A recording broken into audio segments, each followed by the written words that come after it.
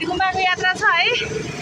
भिड हेर्नुभयो भने तर्सिनुहुन्छ है। बाइक पनि जाँदैन, पढ्नु पनि जाँदैन। ठाडो बाटो छ भनेर फर्काइदिन्छ। गाडी पनि आधे बाटोसम्म आउँछ। कोही नआउनु होला। अब आउँदाखेरि चाहिँ व्यवस्थित भएर आउनु होला। हाम्रो सोल्टिनीमा आयो हो।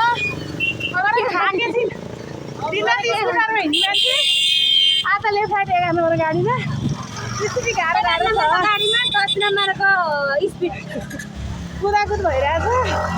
यो हाम्रो डल्लुमा मेरो प्यारी भाउजूलाई ठगाइ लाग्यो अरे। के गर्नु यस्तै छ। माथिसम्म लाइन हेर बा। गाइजहरू भिरपाखा हिँड्न सक्नुहुन्छ भने ट्रेनिङ लिनुभएको छ भने चाहिँ आउनु होला, नभए नआनी हुन्छ।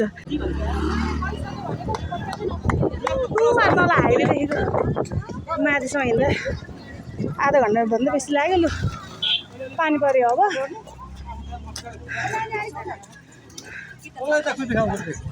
पानी पऱ्यो, छाता घरमै छ। कुन फोन गर्नु यहाँ टिकटक बनाउने कुरो भइरहेछ हाम्रो।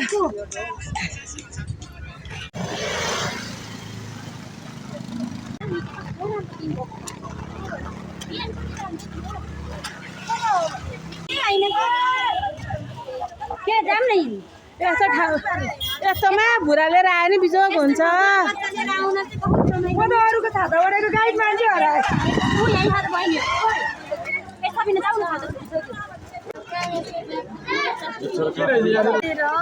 अस्तव्यस्त सबैजना भिजेर जसले गाह्रो गाह्रो गाह्रो गाह्रो स्थिति छ। पानीले भिजेर गाइजहरू